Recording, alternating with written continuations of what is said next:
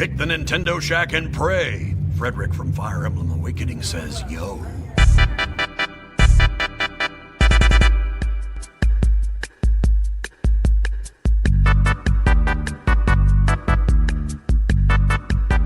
Greetings, Koopalings. Welcome back. We just moved to Twitch in support of all the PSVG mates that have been streaming on Twitch, which we'll get into here in a minute. Joining me in the Nintendo Shack, the Zelda to my Link. Aww. Wait, what connotations is that? Oh, I apologize. The Luigi to my Mario, the Toad to my Peach. I'll take the Luigi thing, but yeah, I like the Zelda thing. There you go. But yeah, what up? What up? I'm in the house. Caro, the Nintendame. Miss Caroline. Hi guys. Good show. I got a lot of news to jump through. News. But before I did, I felt like last week I talked too much. Oh? I listened back to it and I was like, man, you talk too much. You're talking over Caroline. Probably all these people upset with me. So before I even jumped into any news, what were we talking about? I just wanted to ask you, how has your week been? How are you doing? How are you feeling? You feeling good? It's been raining a lot. And therefore, we're in the same area. So rain for me equals feeling heavy and tired and headachy like all day. The pressure outside just gets it's been raining nonstop for 2 days now. And I don't know. I mean, physically I'm okay. I could be better, but mentally I'm in good spirits. I'm fine. How about you? That's good. Yeah. The rain means we're busy at work, which is, not uncommon, but I just hate saw the tornado watches. I hate the humidity. I know. Walking outside, my glasses fog up. I'm constantly sweaty. It's just It's gotten cooler because of all the cloud cover. That's true. It was only 70-something degrees yesterday, which was great. Good. I'm glad that you're in good spirits. I have been following your streams all week. That Twitch.tv/the Nintendame. Yeah, the streams help me a lot because I'm raging and I'm always just like, man, I'm working. I don't like work. Yeah. Even though I haven't made, right? I haven't made. And then I just get on and stream and decompress for a couple of hours before Brian gets home and I can chill with Brian. And I'm cool. It's my decompression throughout the afternoon. And it's been a really good outlet. I got to tell you, I'm a little envious, I think is the right word. Yeah. I get to play games. And I love it. Don't get me wrong. Almost every day at 3 o'clock, I've got somebody to wind down my working day with, which is great. Yeah. I just wish I had as much time to play games. I haven't got to play a whole lot this week, to be honest with you. I've been so busy. It's back to school week. So the kids are going back to school. Victoria just started middle school. They grow up so fast. She's staying at home by herself for the first time ever, so it's been a lot of that. That's when I started staying at home by myself when I was in middle school. She comes home with she's actually going to a magnet school that the buses don't run to, so she has we have a teacher friend that lives in the neighborhood that's dropping her off, but yeah, she's got a key, and I got her a little keychain for the alarm. Yeah. So it's been I've been preoccupied. I do have one fun little Nintendo Shack story to tell about the kids going back to school. Jack, my son, starts at 3rd grade, and tomorrow they have an About Me thing that they're doing where they have to bring in a bag of things that he wants to talk about him. So he said, Dad, I brought a golf ball because I love you so much, or something like that, something along that lines, right? He goes, I'm bringing in Pokemon cards because I love Pokemon. And he goes, and I want to bring a business card for PSVG. Because I love PSVG and I want to tell them about PSVG. And I said, a business card? How about we send you with a stack full of stickers and you hand them out to everybody in your class?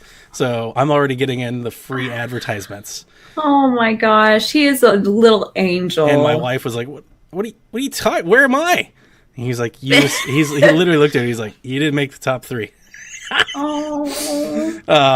Which is great. It was fun. So yeah, we'll get a little free advertising for PSVG, and if you would like some stickers and business cards, you can support us over there at patreon.com/makeusbetter, where we just wrote our first batch of thank you notes. I took them to the office, and as the first time I have ever had to mail letters to Canada, Great Britain, Ireland, I had no idea how to get stuff out there. So for those of you that are supporting the Make Us Better Patreon, keep your eyes on the mail. Those stickers, letters, and business cards are on their way.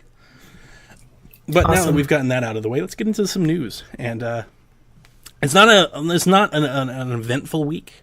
It's not. I wouldn't call it an eventful week, but there is news. We have news. The biggest news is that Nintendo finally started releasing some of their quarter. I wasn't going to say predictions, but not results. Their financials. Right. Financials from Q1. They're almost at 20 million sold. Almost. Yes. Like they're just a shade under 20 million sold. They've sold 1.88 million in Q1, and that's from April to June. So that's 4% down from last year. So basically the same thing, actually. I mean, 4% is really basically the same thing. Yeah. And that's interesting, considering that last year they were dealing with the launch, and I think they had a much bigger, bigger momentum, bigger games. Right. Yeah. Everybody was buying for Zelda. Zelda, exactly.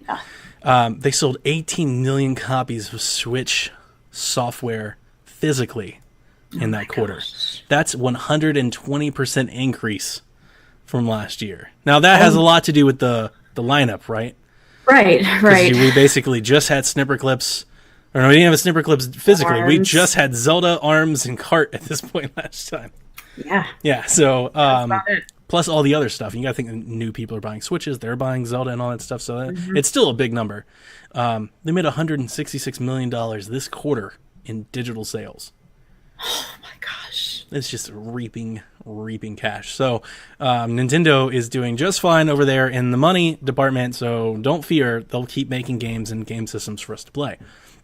The most interesting news factoid from the financial release is that the NES Mini was the most sold console units for the month of June. For the month of June. I saw a tweet that was hilarious that said, proving that all of these new consoles are just pretenders or something like that. My headline comes from VentureBeat.com, and to quote them, the resurgence of Nintendo's Mini NES with 30 built-in games on the market helped reinvigorate hardware sales across the board up to $350 million. That's up 52% compared to June of last year, but that doesn't mean that the PS4, Xbox, and Nintendo Switch are slipping. Quote, all current generation platforms delivered sales growth. NPD analyst Matt Piscatella said, gains were driven by Fortnite, promotions around the E3 period, and reinvigorated distribution of the NES Classic, among other factors. So Fortnite is pushing hardware. That's a massive story. That's insane. E3, right, gets everybody buzzing again. It's summertime, right? So they make sense. And then the third thing driving sales was the re-release of the NES Classic. That's already been out for like a year and a half, and almost 2 years. And if you wanted to buy it from a scalper, you had ample time to do it. Sure. And if you wanted to not buy it, you could ROM it, and there's Raspberry Pis. There's all kinds of stuff. It just goes to show that I think Nintendo fans, especially those that aren't going to buy a Switch and maybe aren't into console race anymore, they just wanted that mold. They wanted that little box, and they wanted that controller. And good for them. I question this quite a bit on Twitter. I really don't understand the desire for that box when the SNES Classic is also available. But true, I don't need to understand it. That's fine. People love that NES. Man, it's just nostalgia. I think I just chalk it up to that. There's a lot of people that have aged out of games that want the NES. Brian and I were talking. We were watching a video about PlayStation 2 and like the best games on there, and it was talking about how it went well into its life. They were making games for the PS2 up until 2013, which I did not realize it was that, but like 4 or 5 years into the PS3's lifetime. And I was like, and he's like, that's nuts. And I'm like, Brian, they did the same thing with the NES. People didn't want to let the NES go. So, I mean, if you think about it, it was probably like 10 years worth of games, and that was the console. So it's not surprising to me. I expect that the 3DS will share a similar fate in the sense that they'll just keep hashing out software for it because the install base, the potential marketplace that you're selling to is so large. At this point in time, I wouldn't be surprised. It's so large. I was shocked to hear that it go a year past the Switch launch. If I was predicting, I would bet that Nintendo would publish a 3DS game like 5 years from now. There will be it may be an indie game or a small game or a retro game, but they'll put something on there because it just sells. Something will sell to somebody. So that's insane news. Also, I was wanting to ask you if you thought this. I think the marketing for the NES Classic is probably driving the sales, because you think about it this way. The marketing last year, this time, was that nobody could get one, right? It was just sold out. Right. They were never coming back again. You could never get one ever. And all these scalpers are selling for too much. And like that news has just echoed every month since then. And now stock is available. Everybody's buying one because they missed their chance. And I think that has a lot to do with it. I wouldn't be surprised if we just don't hear about the NES Classic sales again, because this month they just blew it out. And that's they're not going to sell 50 million of these. It's not going to happen. No, but I mean, you're right. People heard that these are rare. You can't get them anymore. And then, oh my God, I see one in the store. Oh my God, I got to get it. Better get it. Got to get it now. Last time I wanted one. How many moms, dads, aunts, uncles, grandmas walked into a store, saw it on the shelf, and went, the last time I tried to buy one of those, I couldn't. I'll go ahead and buy it now. Yeah. I wouldn't be surprised at all if they're like, I'll stash it away for Christmas. We'll just buy it now. Oh, yeah. Buy it when it's available. Because they knew they weren't going to be able to find it. Skinny Matt's in the chat. Hey, buddy. Thanks for dropping by. And, we touched on your streaming over there at Twitch. Kevin has also joined you in the streaming over there at Twitch. So for those of you listening to the podcast version, the live version of Nintendo Shack is also on Twitch now.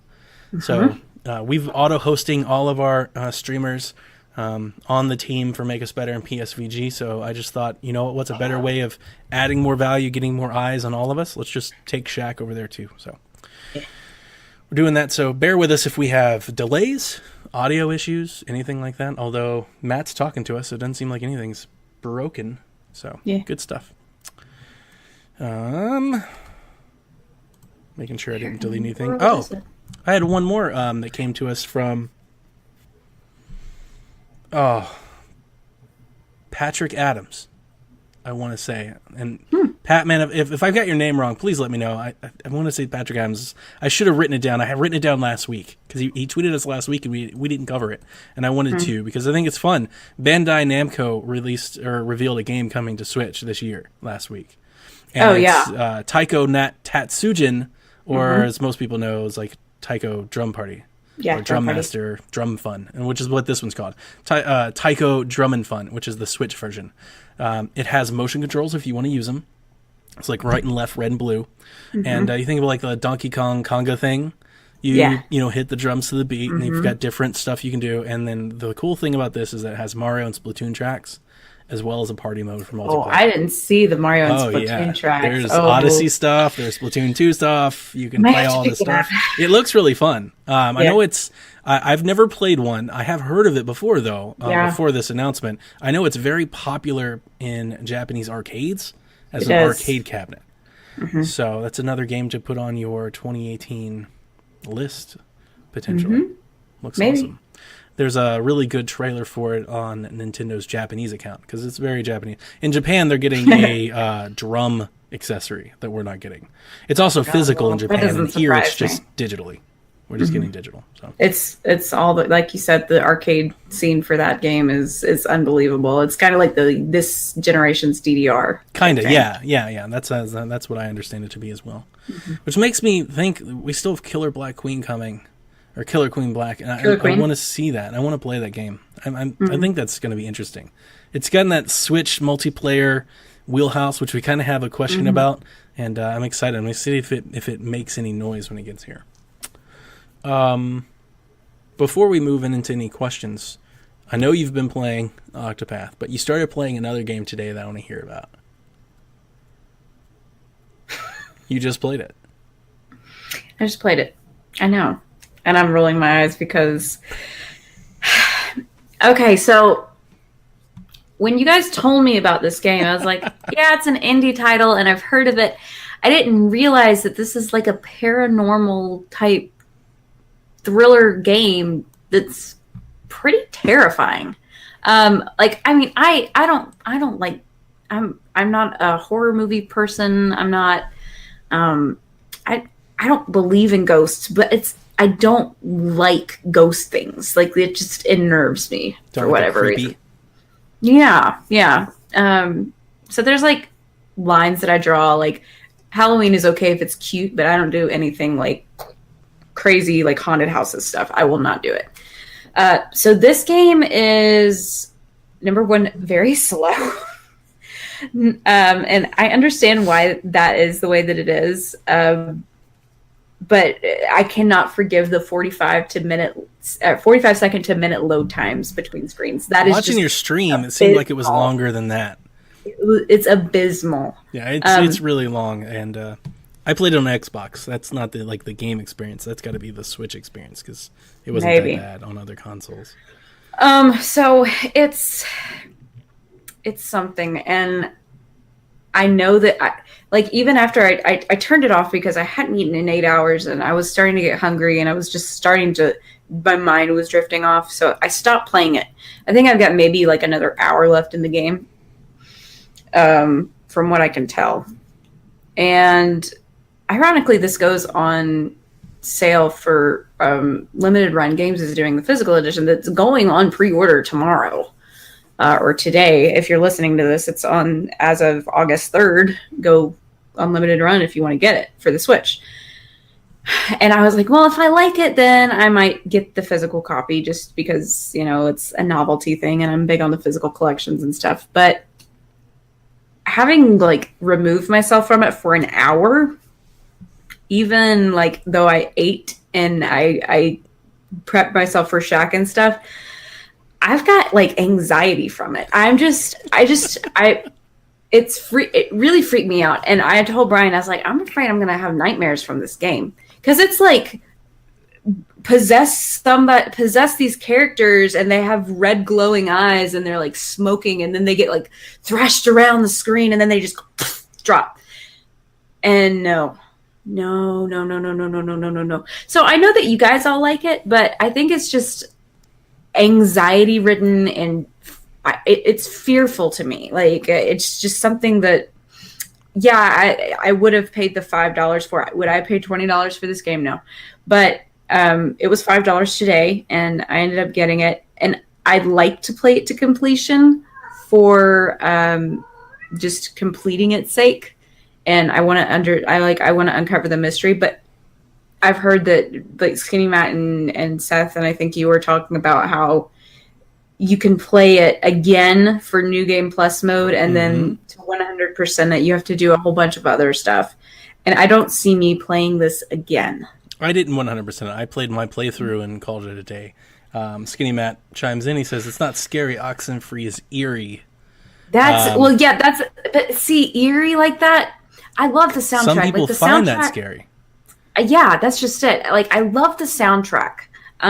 I would get the soundtrack just because it's chilling in a way that I don't know. It's like an ambient chilling mix of music, and I love it. It sounds great. And I don't mind the graphics either. I think the graphics are great. It's just the story is what really the subject matter irks me. Yeah. When I'm tuning the radio dial, I'm like, oh no, I know what I'm gonna do, and I know it's gonna mess up. And every time the VHS effect comes on, see the fuzz lines. Yeah, I'm just like, no. The first time it happened, I was like, what is going on? And Benji was in the chat. Benji's one of my viewers. He's in the chat, and he's like, is it broken? And I don't know. It's it keeps rewinding me into this one scene. 3 different times I'm walking past this different thing and a little thing has changed. And then it gets to the part where you're kicking the ball and the ball kicks back to you. I'm like, I'm done. Nope. So it was nope on many levels. Nope. And every time the VHS effect would happen or I would start tuning my radio dial and something would I would get a voice talking to me or something, I was just like, no. So I'm going to be afraid of radios now, and I'm going to be weary of going to the beach even more than I so already am. And what else?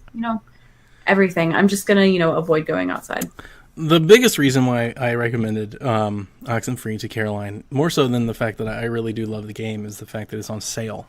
You can buy the game on the eShop if you're listening to this for $5. Now, if you're not as squeamish or terrified as Caroline, I would recommend this game to anybody. For $5, it's a great get. It's definitely worth every bit of it.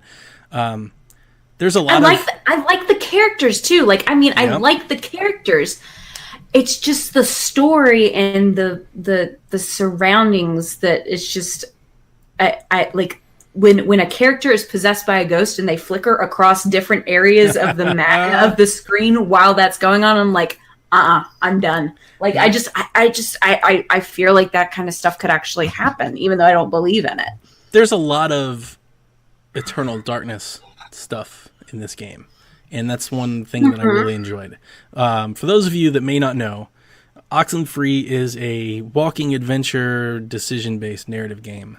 Kind of like a Telltale or like a Firewatch. Everything's 2D, has a comic book type style to the art, and the art is actually very gorgeous. You pick 3 dialogue options. You are the girl Alex, and you have 3 dialogue options every time, or you can be silent. Like, there's times that I've missed the dialogue, or I've just been so taken aback by what's happened that I just don't react. And like, that's kind of a funny thing. It'd be interesting. Is there a way that you can play through it with, like, not saying anything, not responding to anything? That's a good question. I don't even know that. That is like a good question. Playthrough where you're just completely silent and don't acknowledge anything. I wonder how far that would be hilarious. That is interesting. That's a good point. Yeah, the Eternal Darkness stuff is, and I think it's that switch when you first start playing the game, especially if you played other games. At least this is my experience. I've played other games that I would call similar, so I was kind of walking through, you know, the motions, the mundaneness. I was like, all right, I'm gonna get off the boat. I'm gonna go check the thing, and then you get that moment where something glitches out, and you're like, whoa, that's new. And that's at Eternal Darkness. For those of you who haven't played it yet, there's a lot of stuff in this game that messes with you, the player. Like, you find yourself in loops, and you're like, you wonder at certain times, you're like, is it broke? Did it glitch? Do I need to restart? There are things like that. Like or it'll just teleport you and transfer you to a whole separate place. You're like, what just happened? Where am I? What was that like demo game that came out that you're walking through the hall? PT. And yes. It's my favorite game. My favorite PlayStation 4. I love that game so much. It is hands down the reason why I still have my PlayStation 4. That's it. Keep that game. So I watched a playthrough of that, and the only, like, whenever that was happening, I was like, it's like the loop in that hallway. It's that game. And that kind of freaked me out. But Matt is right. Skinny Matt makes a good point. He says in the chat right now that it's a very Lovecraftian game in the sense that it is fear. The fear is driven by what's behind the door. Yeah. And is unknown. And I will tell you right now, I've been to a therapist several times, and my therapist has told me I have a fear of the unknown. So there you go. That's exactly what it is. There you go. It's just my anxiety, and it's a great game. I can appreciate it for what it is, but it's just one of those games that, because I'm crafted the way that I am and my mind works the way that it does, that it's more trauma inducing than than a good time. So depending on if I have nightmares about it tonight, or if I like can't fall asleep because of it tonight, I will still try and finish it tomorrow. But I will probably not be buying the physical copy. But if you're interested in the game and you like the game, FYI, it's going on limited run games tomorrow, because I love limited run games, and I will plug them as long as they keep making their physical copies. I think it's great. I'm just a little disappointed in the load times. I remember you were just talking, and then I realized I started falling asleep. You were talking over a load screen. I was like, wait a minute. I thought you had the game paused. Mm-mm. And then I looked. I was like, wait, that's a load screen? She's been talking for 2 minutes. So that's a little unfortunate. Still worth $5. I was thinking, I was like, is the game hung up? Yeah. But no, every single screen, I like started to time it. It's like between 45 seconds to a minute. Like, Breath of the Wild had better load times than that. That's true. Finishing off our news, or at least rounding off some stuff, is I wanted to go over today's Nintendo download. They've got some stuff that comes out next week, but it's before next Thursday. So, particular Overcooked 2 is, by Nintendo standards, out. Although it doesn't drop, I think, until Tuesday. It's the 7th. That's anxiety inducing in another way, but we will be playing it. Yeah, we Brian will. and I are going to be playing it. Oh, it's going to be so good. Dead Cells drops the exact same day. That's the Metroid. Yes. They call it Tough But Fair. And anytime I ever hear anybody say Tough But Fair, it's like super hard. That's what they called Hollow Knight. Celeste. Hollow Knight's, yeah, Celeste. Tough But Fair game. No thanks. There's another game coming out on August 7th called Flipping Death, which is from Zoink Games. I heard it. Yeah, that's right. I remember hearing that Zoink was the one that made it. There may or may not be a review of Flipping Death coming out on Tuesday for PSVG. Oh, yeah? It may not, but there might. Who knows? And then Salt and Sanctuary drops the same Salt day. and Sanctuary. Which is the super hard, like, Dark Souls 2D combat game, which looks fun. I think it looks fun, but I learned my lesson with Hollow Knight. I think I'll stay away from those games. 1979 Revolution Black Friday was that game we talked about. That game comes out next week. I've already pre-ordered it. And then cycling through the 20 and 30 other games that come out. Iconoclast, Guns, Gore, and Cannoli 2, Loot Monkey.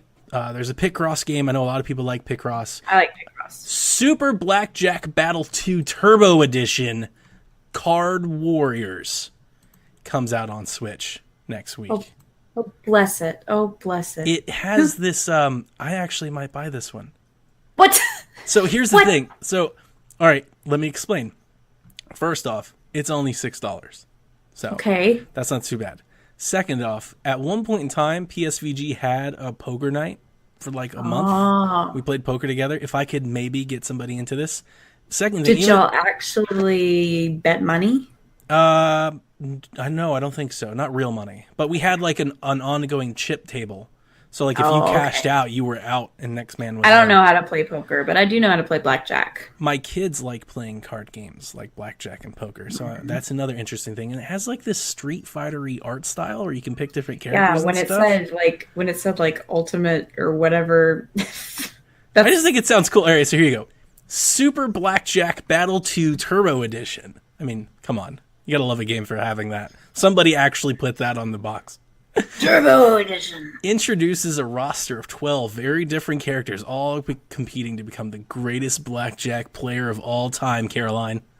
No, you have me interested because it says Turbo Edition, and if it's 2, I swear to God, Donnie, this is going to be on phone already. It's going to be on mobile, and they're just bringing the Switch. You just wait. Following an invitation from the owner of the largest casino in Las Vegas and godfather of the most influential crime family, each character will face other participants as they face off in a game of cards. What's the deal with this game? It's blackjack. It tributes to a well-known arcade fighting game from the 90s, and 10 different storylines with individual endings and dialogues. Play up to 4 players. Different. It's awesome. There is a Super Blackjack on the iTunes shop, but it is it's like one of those games. So. Those games. There's a lot of those games on Switch these days. Well, there's a lot of those games on mobile too, and That's we true. just don't talk about that. And I did want to mention Yoku's Islands Express, which is that Metroid pinball game, has a demo. So if you want to try it before you buy it, there's a demo out on Switch. You can give it a try, which I thought was cool. Oh my goodness gracious! You just roll over your cat?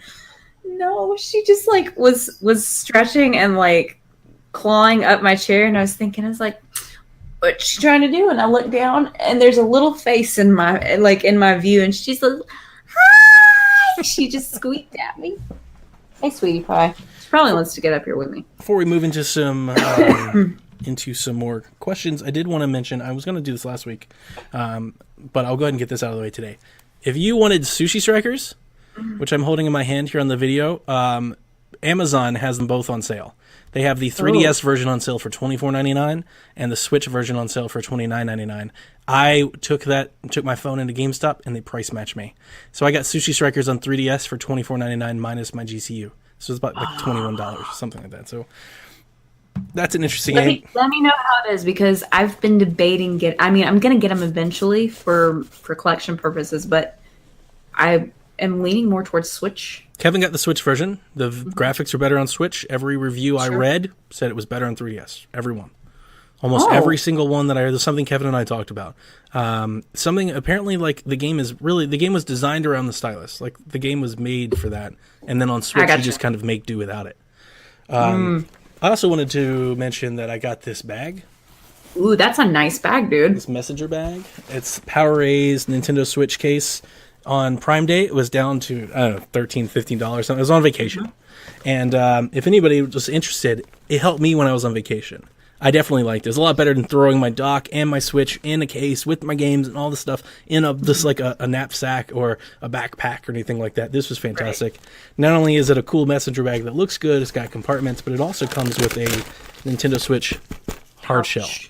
Oh, so, nice. Yeah, very hard shell, nice, durable thing. See, I have the one. You remember when we were at the Switch launch and they had the little, it's almost like a box, but it's got a zipper around it. Yeah, the carrying case. I have that one, and it's very useful for traveling, just carrying it in the car, carrying it on a plane. So if people are looking for a smaller version of that, then that's the official Nintendo one, I believe. I got that Nintendo gray backpack just because it looked cool and niche, but it has like zero protection. Yeah. It's like thin as can be, so it's just like a style thing. All right. Anything else you want to talk about before we get any questions? Anything you're looking forward to buying? You want to talk about Octopath? You want to talk about anything? I'm playing Xeno. I finally finished Xenoblade Chapter 4. Since you were showing off your stuff, I showed this off on my stream earlier, but I like to import Japan a lot. And because I got the Octopath Traveler 4-CD soundtrack, which is phenomenal, by the way. You get 85 tracks. Hey, is that the one inside the Master Edition? Yeah, I was telling you. You got this, right? Yeah, but how many tracks are there? Tell the folks that can't see us what we're talking about. All right, we were talking about Breath of the Wild soundtrack. I'll have to look and see how much the one was that I saw on Amazon Japan, but I was convinced that we didn't have one in there. But anyway, you proved me wrong. So I was so over the moon about my Octopath Traveler experience that I was like, I need more game music. Like, I just like the physical jewel cases, collecting CDs like I used to, collecting cassettes like I used to. You're an old soul. I am an old soul. And I still don't do vinyl. I haven't understood the vinyl thing. It's just such a hipster thing. I don't understand the CD thing. You know what I do with mine? You know what I did with this one? Fire Emblem, Life is Strange, Xenoblade. I ripped them all out of my Google Drive, gave all the CDs to my daughter. It's like just handing them over, like go destroy them. Once they get into my Google Play, that's it. I'm done. So I was looking for the Splatoon soundtrack because I knew that they made one. It's called Splatoon, Tune. And I knew they made it, but apparently it never made its way to America. So I was like, well, I guess I got to import. So I went on and I got this. It's the Splatoon from the original game soundtrack. And then I was looking, and they had the live CD for Callie and Marie's concerts, where they do the hologram thing and they go perform live, kind of like the Vocaloid thing. So there was a live CD, and I'm not a big fan of live music, but this has tracks that are actually not on the original game. And I was like, gotta have it. Splatoon 2, Tune 2, that came out. And then because Octo Expansion had such new music, they came out with the regular Octo, this one's called Octotune. And they came out with the regular one, and they came out with the expanded one, or it's the limited edition. So I just got the limited edition one because the cover was way cooler. Yeah, it's a really nice box. So Pearl and Marine are on the front, and then Callie and Marie on the back. You've seen their live recordings in studio where they show like the singers for Callie and Marie, and as they sing with the tune and stuff. I showed it to my wife, and she was like, "I really would like to hear them without all the." Oh yeah, absolutely. Like, I'm sure they're really good singers. Yeah, it's pretty neat. But yeah, so I got 4 CDs, all of the Splatoon CDs that have been released, I suppose. Sure. And I'm gonna have fun putting all of these into my iTunes, but I'm in the hunt for more. I bought a. I'll save this for next because I don't have it to show off. But I bought a Rob. I bought like a Rob the Robot or a Rob Amiibo. Rob the Robot. Why did you buy a Rob the Robot? I collect, dude. I collect. You're not lying. You're hardcore. With all of the gyro accessories. Damn. And the guy I was talking to him was like, I understand that you're saying that this stuff is refurbished and that you have actually, he's like, he collects the pieces and he throws away the bad ones and gets the new ones and puts them in and stuff.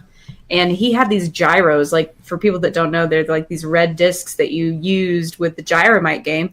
And they're very prone to stains and scratches like on the actual red part of the disc. And I say, I have not been able to find one with, in good condition. And he's like, I got a bunch of them, and they still have the plastic on them. Like, I don't know how he's got them. He's like, but I will send pictures, and they are virtually flawless. So that actually got delivered today. I got to go pick it up from my front office. And I got another thing that I'll say for next time. I got an idea for your Twitch channel. Yeah. You need to play ARMS against Rob the Robot and put the motion control Joy-Cons in him and see what happens. Like, make him fight. He can't move unless he's looking at a CRT TV. Turn it back and forth. Make it happen. You can figure it out. Come on. I'd have to rig it. Rig it up with like Home Alone style, and have Brian back there with the strings just like pulling them. Creepy. That's a whole nother eerie thing too. I don't like toys that move or like speak in the dark. So you're not gonna come watch any of the scary movies with me, is what you're saying. You're not gonna come watch Halloween with me. Sorry. It's okay. I just don't do it. I'll hang out with your kids. We'll do cool stuff. Please tell me they don't watch it too. No, they're terrified. It's the strangest thing. I couldn't get enough of it, and I still can't. Even as a child, like I wanted to watch even when it scared me, I still wanted to watch more. My kids can't get a glimpse of it, and they're like terrorized for days. Like they can't. They just like no. That's me. They cry all weekend and everything. It's a huge ordeal. I'm like, so that's okay. I gotta go watch scary movies like alone, sequestered with like headphones. Caroline and Melissa and the kids will go play with a kitty cat. I have like The Strangers, the soundtrack. It has all the creepy pianos and stuff, and they can't even hear that and lose their minds. Very cool. Yeah. Okay. So let's get into some questions and wrap up. So this one actually came in last week. We didn't get a chance to do it, and it comes from Dwayne over there. Grouchy. Nintendo's been getting a lot of big free-to-play shooters lately. With their success on the system, do you think any of the bigger companies will try bringing over other shooters to see how they fare on the Switch? Personally, he'd love to see Borderlands on the Switch, so he's holding out for hope. I'm trying to think. I'm not an FPS person, personally. I'm just letting y'all know, like, the only shooter that I've played in recent years that I've enjoyed is Splatoon, and it's not FPS. Gosh, well, I mean, we've gotten Paladins recently, which is kind of a shooter. No, it's a shooter. Okay. I'm trying to think of like Paladins has like got full capabilities on the Switch now. It's not exactly just a port. Mm-hmm. I'm trying to think of ports. Well, it's got Paladins, it's got Fortnite, and Warframe, which is coming, which was announced coming. Mm-hmm. So I think those are primarily the ones he's talking about. The point that I was going to make is a lot of these free-to-play shooters, especially Fortnite being primary one, but even the other ones are either indies or even games that have mobile tie-ins, and I think that makes them a natural fit, whereas what Call of Duty and Battlefield are doing, to be honest with you, I don't think Call of Duty games from 3 or 4 years ago could probably run on Switch. Like the amount of dumbing down that they would have to do to get something like that to run on Switch. That's why I was always hoping that we would get just like an old school remaster, Call of Duty 4 remaster or something, an older game, bring that over and just let us play some Call of Duty without us having to be on the latest and greatest. So was Medal of Honor, was that a shooter too? Mm-hmm. Or hasn't been around for a while. Brian likes Medal of Honor games. The old ones were good, like GameCube era. Medal of Honor was awesome, but they haven't been that great since then. Borderlands fits because of the style. And at one point in time, Borderlands was almost being ported, or at least was announced being ported to Vita. And I'm pretty sure it never came over, but for a while it was being worked on. And then the Vita saw, like Killzone got over on the Vita. There was actually a Call of Duty Vita game. So there are mobile portions of games like this. It's really just I think it's a matter of two things. One, and most importantly, can a publisher make any money by putting something like that over there? Right. And then maybe equally important, does the manufacturer or the platform holder, are they reaching out to these companies trying to solicit their support? Is Nintendo going to Activision saying, hey, are they showing are they trying? Are they courting? I don't think they are. No, I think they're waiting for people to come to them. Yeah, that's typically the way Nintendo operates. I don't know. At least from podcasting, interviews, and things that I've heard, Nintendo kind of operates in their bubble.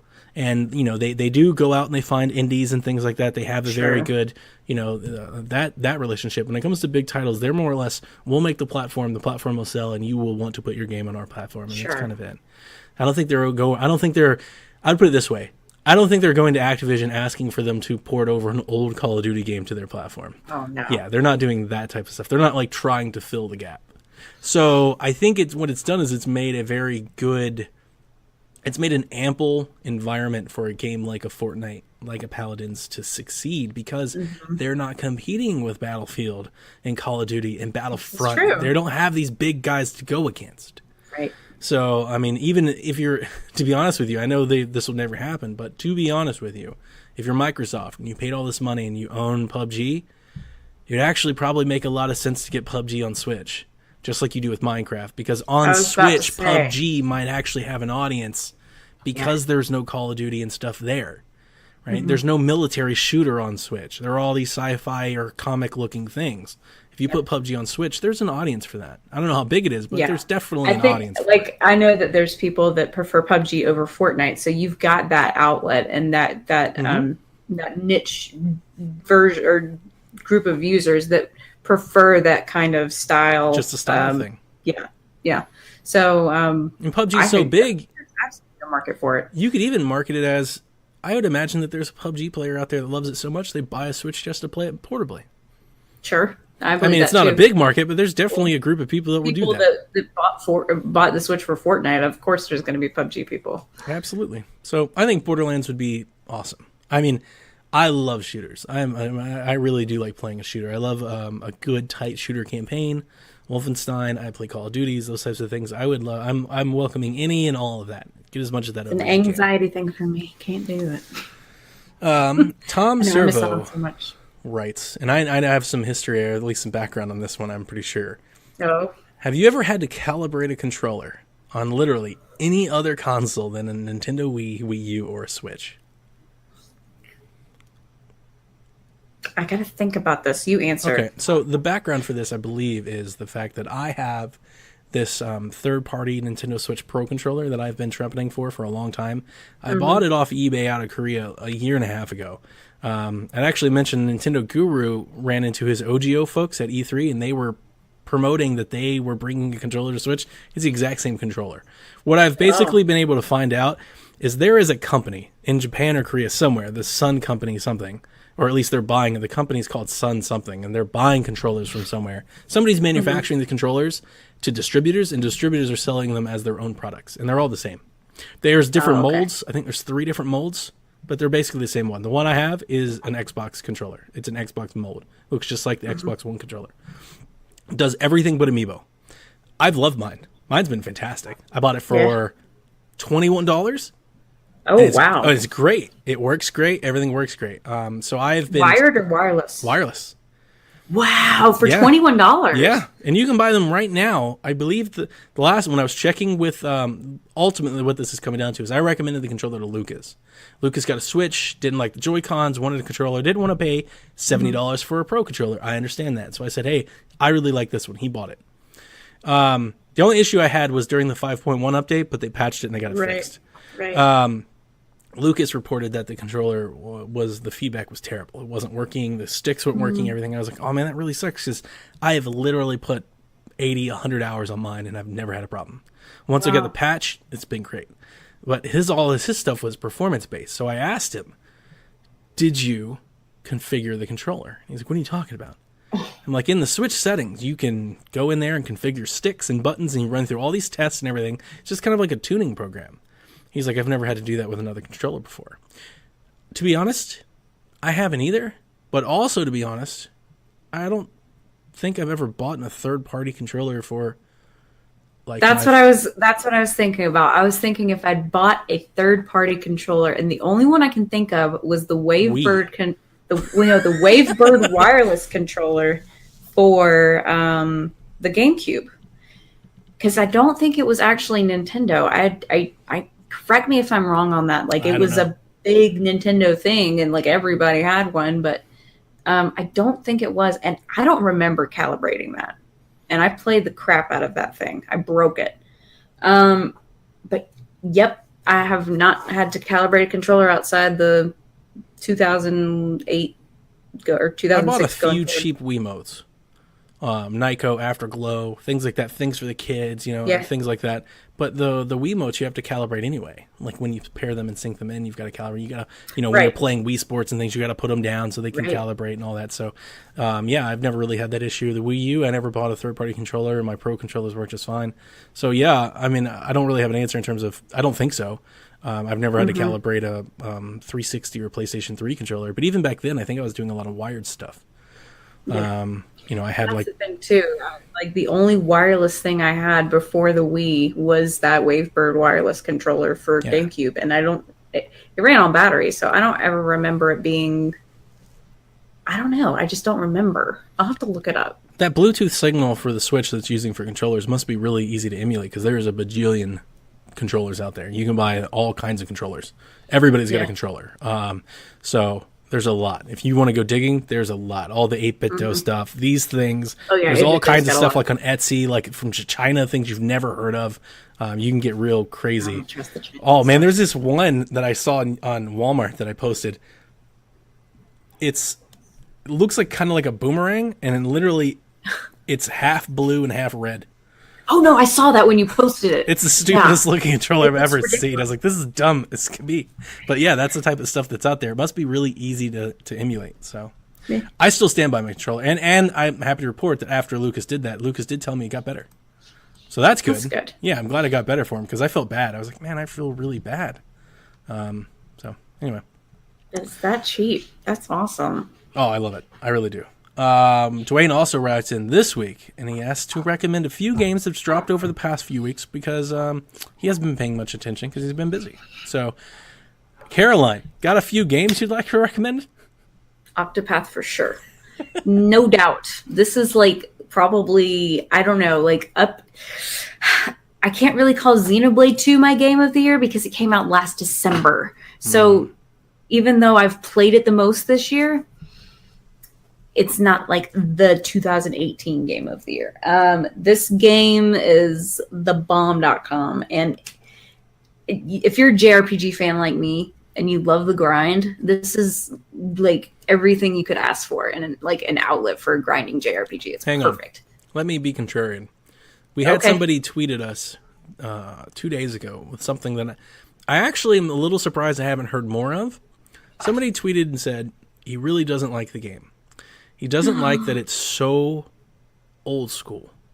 He's like, it just feels like we're going back in time. So that's the point I wanted to make. Mm-hmm. If you had never played Final Fantasy 3 or 4 or 6 or whatever the numbers were and that type of stuff back in the day, if you're, let's say you're 14 years old, you have no idea what that old stuff was entailing, and you've come up through this all different modern age of stuff. Do you really think there's something there for that person too? I haven't played it yet. I don't know. That grind scares me. You got to watch the Honest Game trailers that got put out about the Tongues of Us. Just watch it. It's funny. And if you guys haven't watched it, go watch it. It's funny. I will say that the grind gets better when you acquire skills. And if you didn't know to apply those skills, it gets a lot easier. Because I was one of them that was like 30 hours in, and then one of my streaming chat buddies was like, you do realize that you're supposed to equip the skills. You're doing this completely wrong. Right. And I was like, this is a million times easier. Like, it's still grindy, but it's not, oh my God, it's going to take me 40 minutes to beat this boss grindy. I hammer through bosses pretty seamlessly now. And apparently, like, towards end game, you get pretty OP. So it's worth it in the end for you to do the grinding. I recommend that one. I'm trying to think of anything else that's come out recently. That Shantae Ultimate Edition came out, and there was recently an update that you shared with me from Shantae. Oh, yeah. I haven't even like added on that.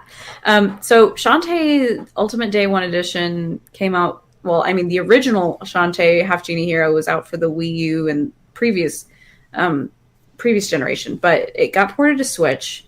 The physical edition made its way over here late May, I believe, but it's recently got a DLC that's just called Jammies Mode, where you go and fight as Shantae in her pajamas, like throwing sheep, jumping from cloud to cloud. It's just so cute. But did you watch that thing where they did the tease in the beginning? It's like time for the best mode, and of course they like do the bus shots, and they're like, no, not that.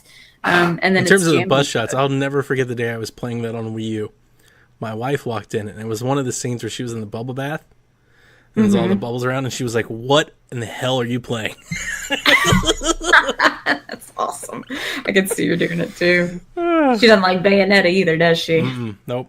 My daughter loves Bayonetta, which makes for some fun arguments. It's okay. Victoria's my kind of girl. She's her dad's daughter for sure. She got more of me than she wants to admit to. Except the scary movies. The games, so Inside and Limbo came out. If you hadn't played those yet, Dwayne, those are both really, really good. Limbo, I think, is a better game. Inside is more of an experience. Limbo, or Inside, it's definitely worth playing, but it's something else. The Yoku's Island Express, we've had both Justin and Kevin both recommend it completely. That's pretty cool. What's the one that you got a few weeks ago that you said it was download only, and you said you'd been waiting for it? Gosh, what was it? Think about ones you've played on digital. My son has my Switch. I can't even look it up. I'm sorry. I'll have to go back and look. I'm pretty sure it came out in June. Okay. I've been playing so much Xenoblade, I can't really even think of anything else that I was playing before Xenoblade. Runner 3. Was that it? No, it wasn't Runner 3. Because Runner 3 is out, and I'm still waiting for the easy mode, because that game was hard. The game kicked me straight in the teeth. And then, what all the cool kids are playing. Play some of that Fortnite. Play some of that Paladins. I did download Paladins. I still haven't got to it, man. Cool. I just been doing Paladins. I watched Jason's stream Paladins for about an hour, and it looks awesome. Like, it runs exceptionally well. Here's another one. Sonic Mania Plus got a physical release recently. If you're a Sonic fan, that is Plus DLC just dropped recently. That's just it. Sonic Mania Plus has the DLC included with it. I gotta go back to that game. I gave up on it in like the third world, I think. I gotta go back and try that. It's really pretty. It's nice. It is good. It's good stuff. And as an old school Sonic fan, it's perfect. It's a great love letter. I am gonna look for this while you continue on. So. And then the last thing I'd say is all the DLC. That Octopath or the Octoling DLC is super hard. I did go through the Rabbids DLC. It was really good. I'd say, just it was good. It was good. Just good. I just put it that way. It was just good. Nothing bad I want to say about it, but it's not exceptional. It's just good. Good DLC. And then, if anything you've missed, there's tons of games to play. Definitely. There's tons of Hollow Knight. If you want to put yourself through that and you want to ascend to the ranks that only Jason Lacey holds amongst us, grab that. Hollow Knight's amazing. Yeah. In all seriousness. Hollow Knight's top 3 for me. Luminous. Right now. Oh, yeah. Luminous Remastered. Yeah. Good grab there. Luminous is amazing. Yeah. Everybody should own Luminous. If you have a Switch, you should own Luminous. You know why? Because it's fun for everybody. It's just great. It's a great game. Even if you don't want to pay $20 for it, like wait for it to go on sale, but definitely add it. It's a perfect. It's like a portable game. Yeah. I've got so many games like this on my Switch. These little puzzle shooters. These little puzzle things, the little maze runners and things. They're just time killers, and they're fun to play. They got awesome music, and you can just throw them on for 5-10 minutes at a time. You'll play them for years. I'll never stop playing Lumines as long as I have my Switch. 5 years from now, I will play a game of Lumines. Guaranteed. I know people that still play Puyo Puyo Tetris. Yeah, I still play Puyo Puyo Tetris. There's every now and again, I'm like, man, I'll go over to that long, if you haven't been there in a while, I'll scroll all the way to the right on my Switch, and I'll go into my library, and I'll see it. Like, oh, yeah, I own Puyo. Or you could just do the thing where you get all of the titles and you scroll down. Yeah. You could do that, too. And I'll go through that, and I'll find Puyo, and I'll boot up Puyo for a minute, and I'll run through it. Yeah. Those types of games always have a little replay value, and they add some good stuff. So there's some good recommendations there for you. Catch up, buddy. Get through that backlog. He calls themselves the Backlog Buster, but I think they should change their name to Backlog Builders. They just build them. Last question. This is the one I need your help with. Okay. Skinny Matt asks, if you were to play D&D, I presume he means Dungeons and Dragons. I would hope so. What race and class would your character be, and why? Oh my gosh! All right, let me look up the races. I thought you said you knew because this. it's been a while. Okay. I've never actually played D&D, but I watch, oh gosh, what's it called? I didn't know they had races, to be honest with you. Yeah, you pick your race, like orc, elf, stuff like that, dwarf. It's very Tolkien-esque. Okay. Excuse me. All right, D&D races. So we're having to look this up, Matt. Sorry. What in the heck are these? So I don't think I would be like a wizard or a warlock or Donnie, there's like mage. At least 30 races. Oh, that's a lot. So I'm kind of like if I go like off of my Skyrim knowledge, does that work? So like, can I be like a Nord? Nord? Or a warrior? There is no Nord. That would be a class. Oh, okay. We're talking. Man, I should look this up too. There's like Tortle, which is basically like a turtle humanoid type thing. Okay. There's minotaurs, orcs, lizard folk, which are basically Lieselfos, kobolds, which I think are that sounds like magic. Not Tolkien. Yeah, some of these are new, or I don't remember them at all. You can be a human, woohoo, halfling, half orc, on humans, half elf, noblins, goblins. I want to be a noblin. What is a genasi? Genasi carry the power of elemental planes of air, earth, fire, and water in their blood. Okay, I would like to be that. I like the Avatar earth bending, water bending, air bending elements. So okay, I would be a genasi. I think that I be a dragon? You can be a dragonborn. Done. Yeah, dragonborn. It says they look very much like dragons standing erect in humanoid form, though they lack wings or a tail. Oh, that's not fun. Then what do I get to do? I don't know. You can't fly? Can't hit anybody with a tail? Then what's the dragon part? They're very, very scaly. They kind of look like... never mind. Like, you remember that 90s sitcom dinosaur show? They look like that. Oh. Never mind. I don't know. Right. Anyway, let's get to classes then. Come on. Classes should be easy. All right. Barbarian, bard, cleric, druid, fighter, monk, paladin, ranger, rogue, sorcerer, warlock, wizard, or an additional class is a blood hunter. Blood hunters are fanatical slayers that embrace the dark knowledge to destroy evil. So you're like using dark for good. What's a druid? Druid? You don't know what bard? Druids are? So bards are like the musicians. Druids, if you haven't played WoW, they're like kind of like mages or more like they're kind of like clerics or priests or something. Yeah, that's not they use animals as far as I remember. Or they either use animals or they can become animals or something. It's been a long time. I haven't played WoW in years, and I don't know exactly the D&D stuff. People are going to hate us. A bard is an inspiring magician whose powers echo from the music of creation. Okay, I'm going to go for Rivali here. I'm going to be... I've Googled it. I'm going to be an Aarakocra. For the race? Sequestered in the high mountains atop the tall trees, the Aarakocra, sometimes called bird folk, evoke fear and wonder. So this is a bird person. So I'm Rivali, and I guess I get to fight things. So I'll be a fighter. I'm a fighting Aarakocra. So look up the classes. Oh, okay. So you're just gonna choose to be a fighter, huh?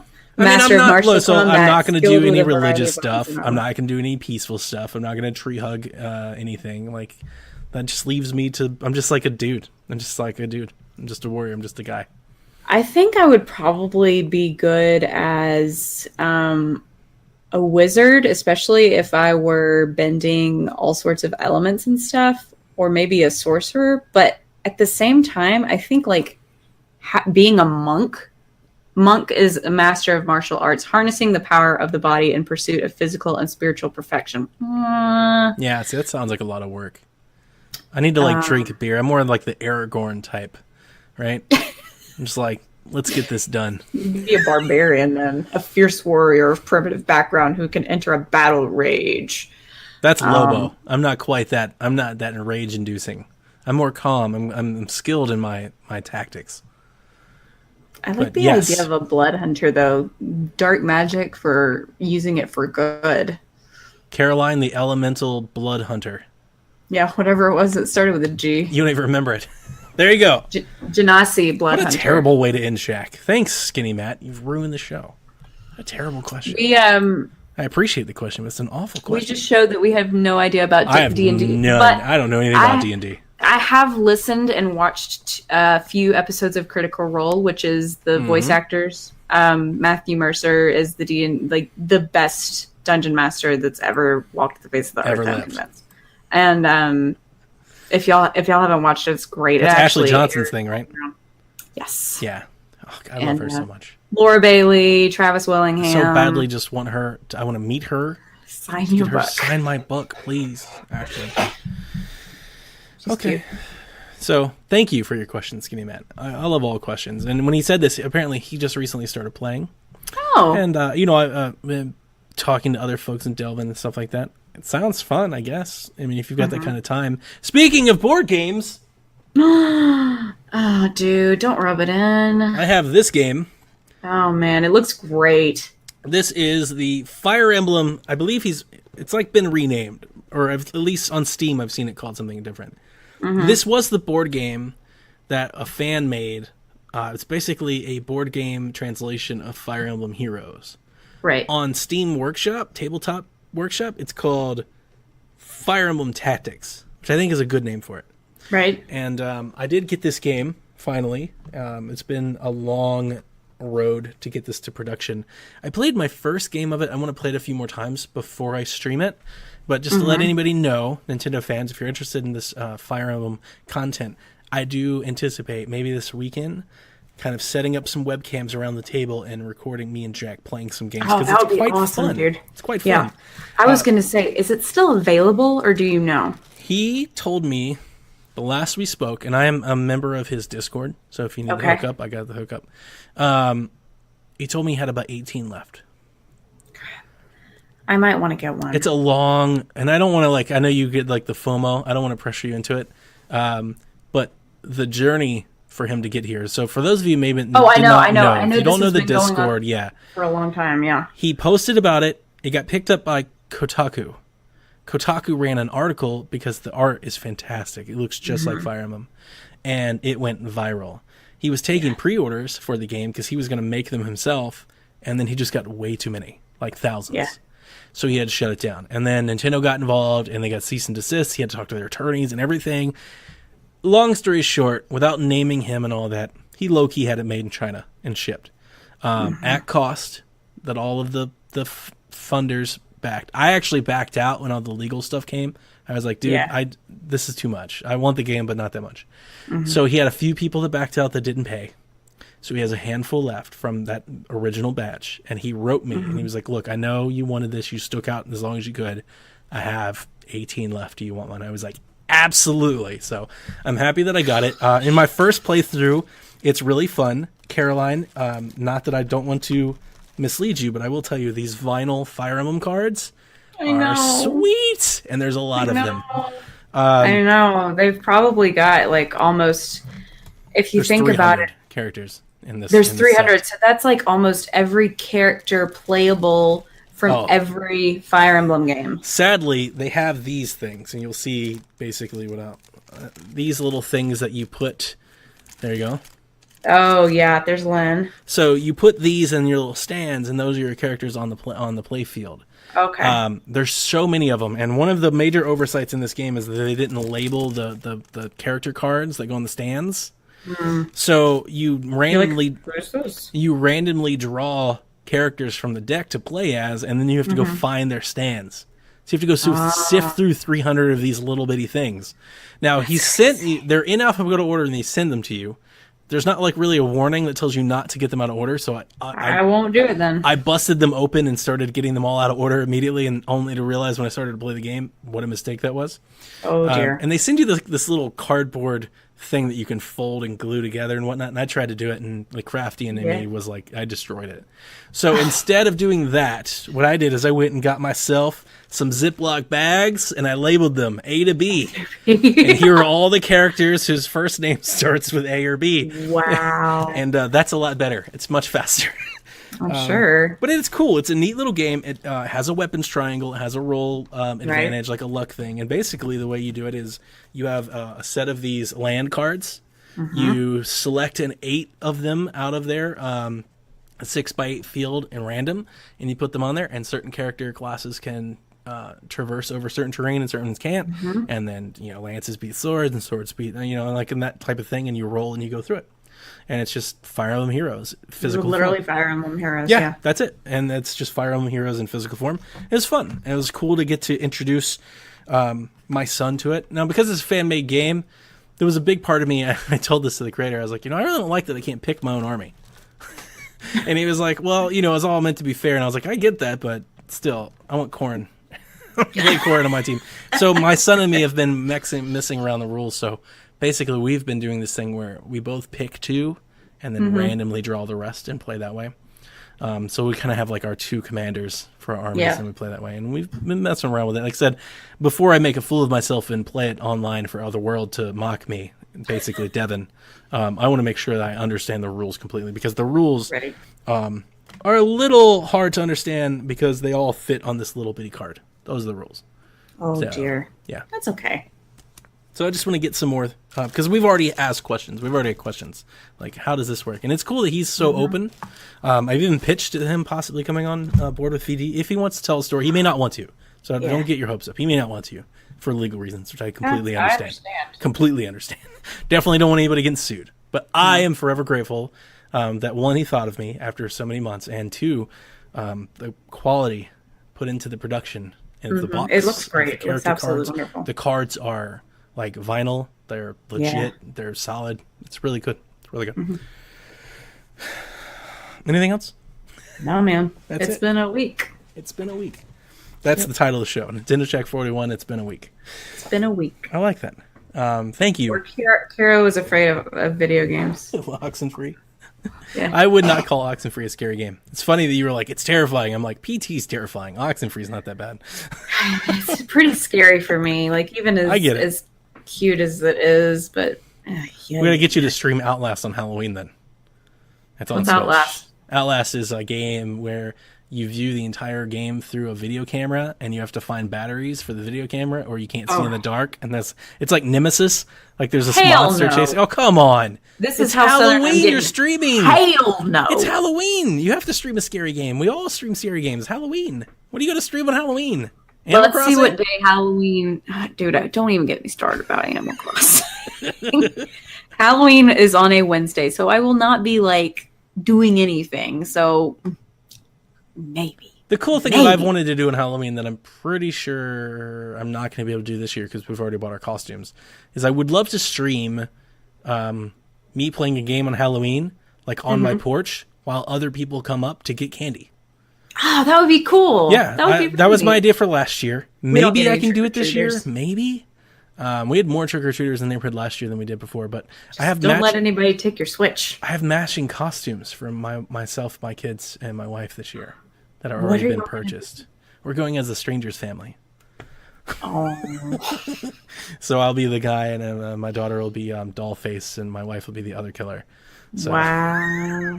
They're going to hate you. Oh, no, they're all into it. When I showed them the costumes or anything, they're all into it. So anyway, thank you, listeners, for tuning in to another week of Nintendo Shack. We really appreciate it. Jason is on vacation.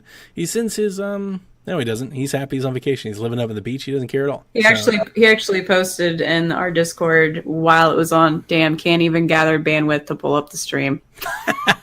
So he's that remote. He does not miss in this at all. He's having a great time with his wife and his child. So I wish him all the best. I love the vacation. It's good stuff. But he'll be back next week, and we can all hang out, and he can tell us about Paladins. Remember, you can find all of the PSVG antics over there at psvg.blog. You can click into our Discord from there. You invite your friends, come join our chat rooms.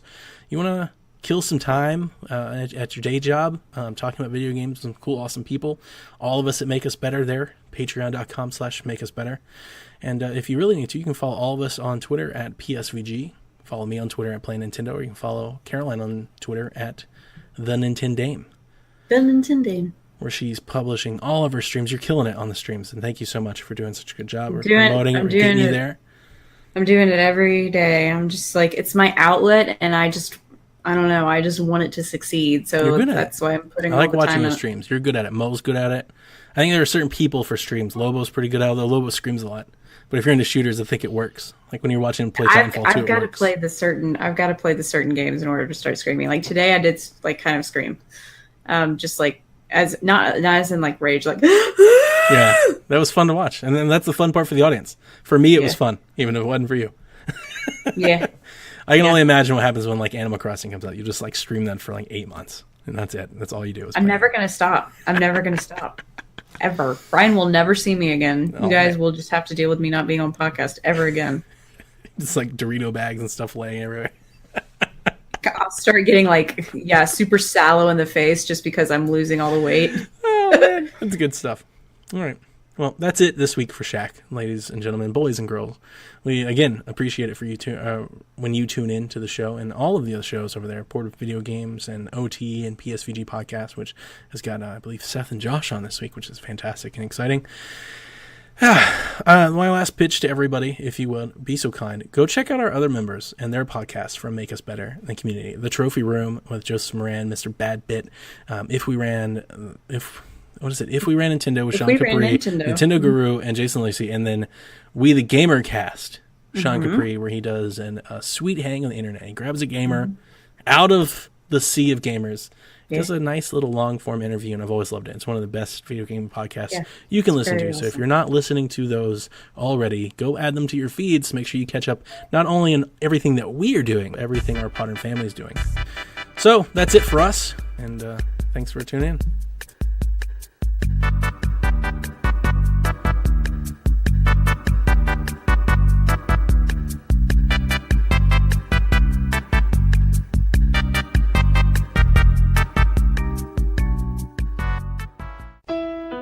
This has been a production of the Play Some Video Games Podcast Network. Find more great content at playsomevideogames.com.